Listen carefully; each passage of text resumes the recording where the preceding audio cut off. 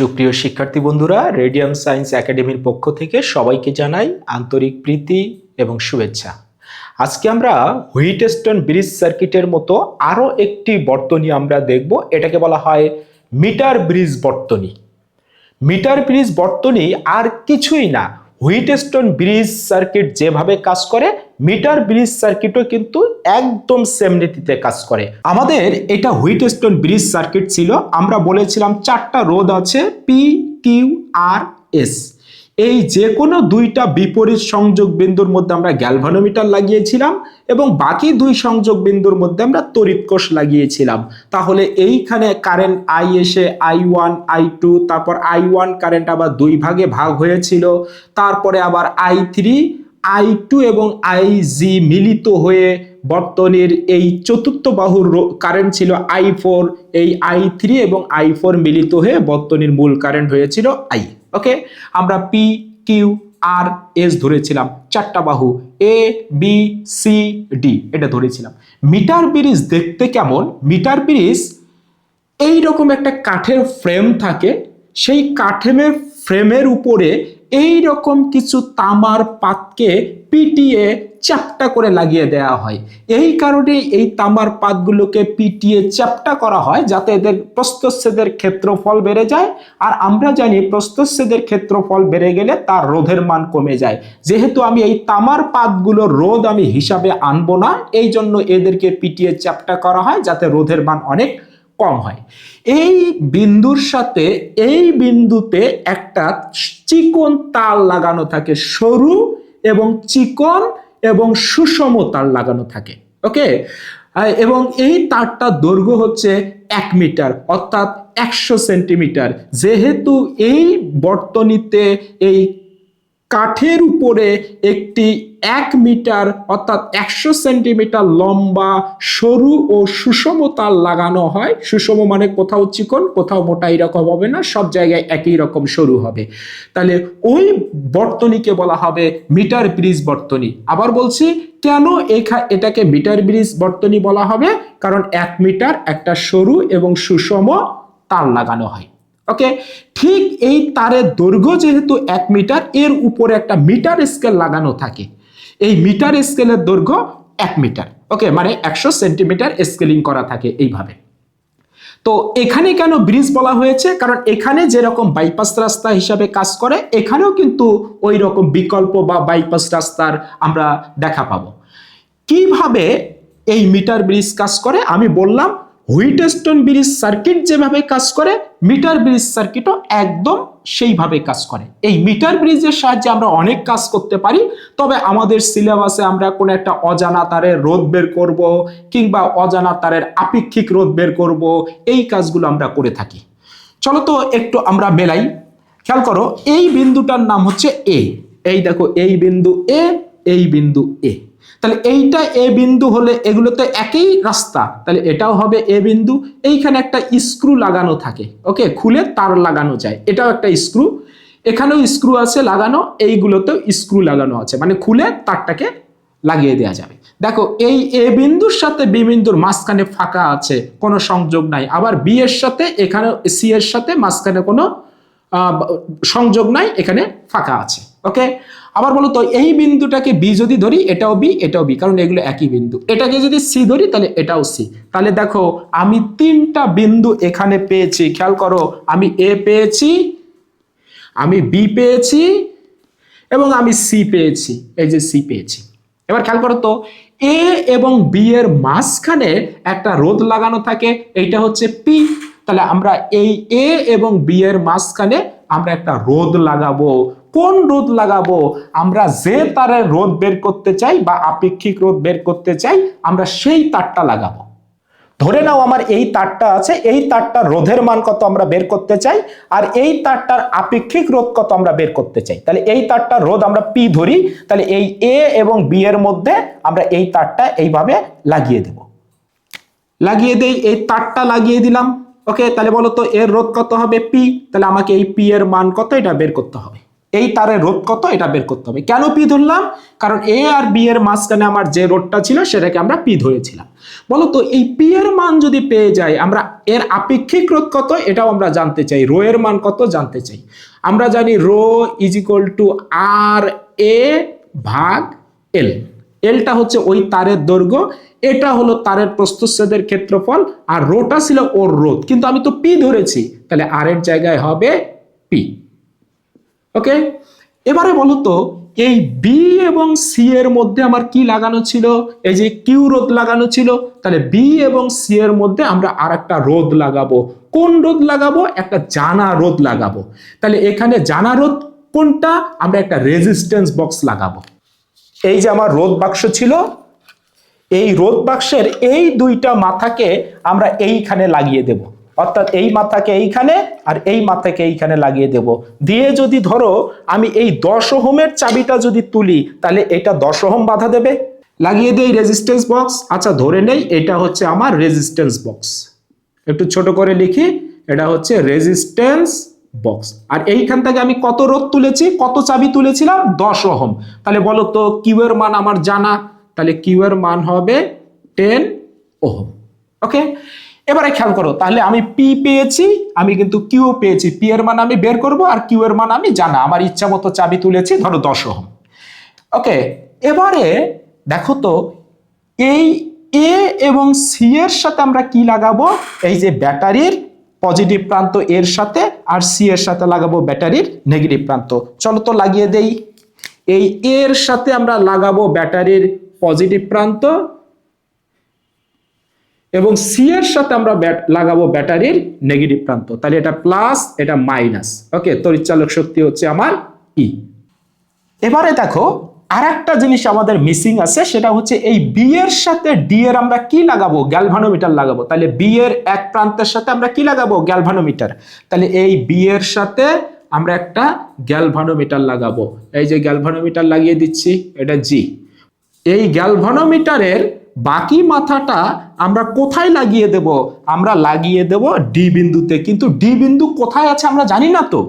তাহলে এই গ্যালভানোমিটারের বাকি মাথার সাথে আমরা এই রকম একটা জকি লাগাবো। জকি মানে একটা কলমের মতো দেখতে, যেটা এই রকম ধরো যে তড়িৎ পরিবহন করে। ওকে, এটা হলো জকি, একটা চাবির মতো, এই রকম মার্কারের মতো এই তারটার উপরে এসে লাগানো যায়, যেটা 1 মিটার লম্বা তার ছিল আমার। তো খেয়াল করো, এবার আমরা যদি এই সুইচ যদি আমরা অন করি এবং জকিটাকে যদি আমি এই বিন্দুতে ঠেকাই, এই তারের উপরে ঠেকাই, তাহলে কিভাবে বর্তনীতে কারেন্ট যাবে আমরা একটু দেখতে চাই। দেখবা কারেন্ট এই লাগানোর সাথে সাথে এই গ্যালভানোমিটারের কাঁটা বিক্ষেপ দেবে। কেন বিক্ষেপ দেবে? চলো তো একটু মিলায়ে মিলায়ে দেখি।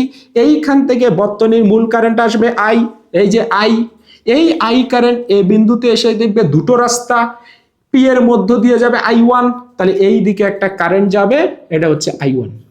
ওকে, I1 কারেন্ট এইদিকে আসবে, কার মধ্য দিয়ে যাবে? পি এর মধ্য দিয়ে। তাহলে বলো তো এই দিকে যে কারেন্টটা যাবে এটা হচ্ছে আমার I1। ওকে, বি বিন্দুতে আসবে, এই যে I1 কারেন্ট, I1 এই দিকে আসবে। আর একটা কারেন্ট আছে দেখো I2, এই দিক দিয়ে যাবে। তাহলে এই যে এইখানে এই যে 1 মিটার লম্বা তারটা ছিল, এটাও তো পরিবাহী। বলতো এই দিকে আমার কারেন্ট যাবে I2। ওকে, তাহলে I1 এই দিকে, I2 এই দিকে, দুই ভাগে ভাগ হয়েছে। এবারে বি বিন্দুতে কারেন্ট এসে আবার দুই ভাগে ভাগ হবে। দেখো I1 কারেন্ট বি বিন্দুতে আসবে, এসে দুই ভাগে ভাগ হবে। কিউ এর মধ্য দিয়ে যাবে I3, তাহলে এই দিকে যাবে I3, তাহলে এই দিকে যাবে I3। এই যে সি বিন্দুতে কারেন্ট আসবে I3।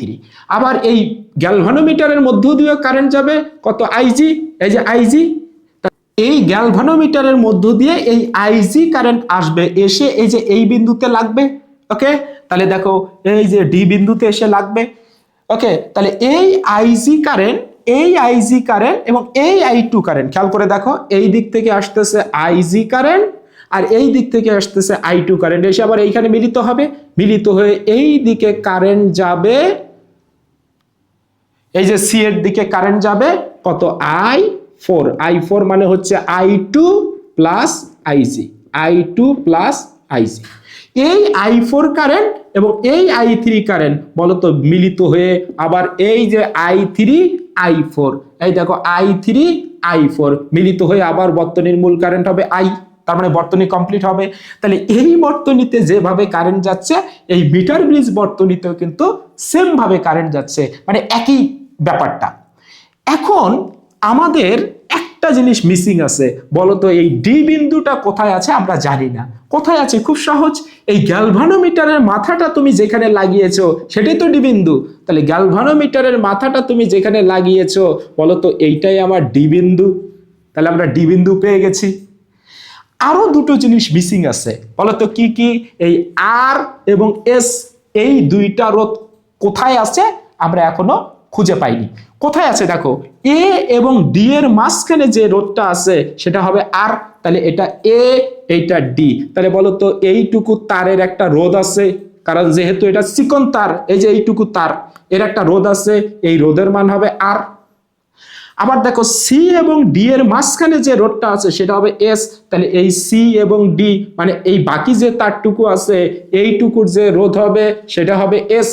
তাহলে এই জকিটা যেখানে ঠেকিয়েছো ফলে বিক্ষেপ দিয়েছে, তাহলে এইটুকু তারের দৈর্ঘ্যের যে রোধ সেটা হবে আর, এইটুকু তারের দৈর্ঘ্যের যে রোধ সেটা হবে আমার এস। এখন এই জকিটা এইখানে লাগানোর সাথে সাথেই দেখবা গ্যালভানোমিটারের কাঁটা বিক্ষেপ দিচ্ছে, কিন্তু আমি সাম্যাবস্থায় আনতে চাই। সাম্যাবস্থায় কখন ছিল? P by Q is equal to R by S, মানে গ্যালভানোমিটারের মধ্য দিয়ে কারেন্ট যাবে না। এবার আমরা এই জকিটাকে সামনে পিছনে ঘুরিয়ে মুভ করে করে এমন এক জায়গায় নিয়ে আসবো যেখানে লাগালে গ্যালভানোমিটারের কাঁটাটা একদম শূন্য দাগের সাথে লেগে যাবে, মানে কারেন্টের মান হবে শূন্য, আইজি এর মান হবে শূন্য। ওকে, তাহলে এই মিটার ব্রিজটা সাম্যাবস্থায় চলে আসবে, মানে এই গ্যালভানোমিটারের মধ্য দিয়ে কোনো কারেন্ট যাবে না। তাহলে এই বিন্দুটা যেখানে জকিটাকে যেখানে লাগিয়েছো এই বিন্দুটাকে বলা হবে নিষ্পন্দ বিন্দু, মানে এইখানে লাগালে কোনো ধরনের বিক্ষেপ দেয় না গ্যালভানোমিটার। তাহলে জকিকে এই তারের উপরে যে বিন্দুতে লাগালে গ্যালভানোমিটারের বিক্ষেপ শূন্য হয় ওই বিন্দুটাকে বলা হয় নিষ্পন্দ বিন্দু। এবার জকিটাকে তুমি কোথায় লাগিয়েছো তার উপরে তো মিটার লাগানো আছে, ওকে, মানে একটা মিটার স্কেল লাগানো আছে। তাহলে আমাকে বলো তো, ধরে নাও এটা তুমি লাগিয়েছো ধরো 40 সেন্টিমিটার দূরে, মানে এই দিক থেকে 40 সেন্টিমিটার, তাহলে এইটুকু দৈর্ঘ্য 60 সেন্টিমিটার।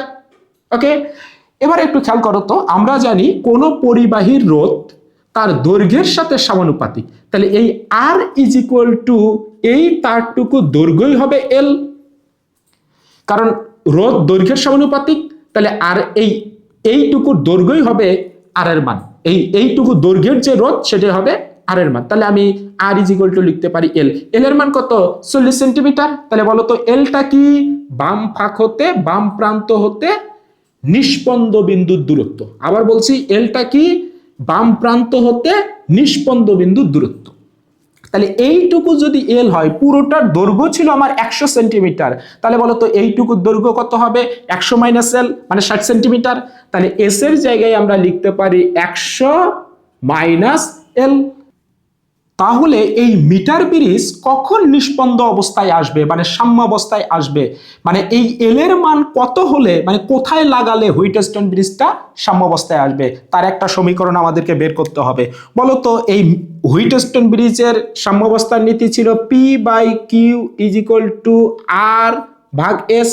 তাহলে এই জায়গায় আমরা লিখতে পারি পি থাকলো, কিউ থাকলো, বলতো আর এর জায়গায় কি লিখতে পারি? এল। তাহলে উপরে হবে এল, আর এই এস এর জায়গায় কি লিখতে পারি? 100 মাইনাস এল। তাহলে আমরা একটা সমীকরণ পেয়ে গেছি মিটার ব্রিজের জন্য, P by Q is equal to L ভাগ 100 মাইনাস এল। পিটা কি? বাম ফাঁকের রোধ। কিউটা কি? ডান ফাঁকের রোধ। এলটা কি? বাম প্রান্ত হতে নিষ্পন্দ বিন্দুর দূরত্ব। তাহলে তোমার যদি বাম ফাঁকের রোধ দেয়া থাকে, ডান ফাঁকেরও রোধ দেয়া থাকে, আর যদি বলে কত দূরে নিষ্পন্দ বিন্দু পাওয়া যাবে, তাহলে আমরা পি এর মান বসাবো, কিউ এর মান বসাবো, এইখান থেকে এল এর মানটা বের করব, অর্থাৎ নিষ্পন্দ বিন্দুর দূরত্ব পেয়ে যাব।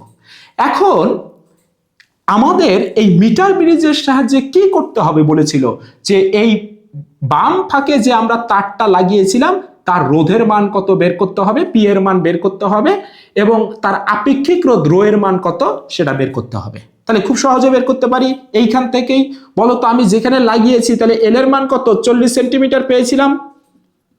আমরা ধরেছিলাম 40 সেন্টিমিটারে লাগালে গ্যালভানোমিটারের বিক্ষেপ শূন্য হয়, তাহলে এল এর মান 40 সেন্টিমিটার, তাহলে এল এর মান 40 সেন্টিমিটার বসাও, এখানেও 40 সেন্টিমিটার বসাও। কিউ এর মান আমরা কত ধরেছিলাম? 10 ওহম।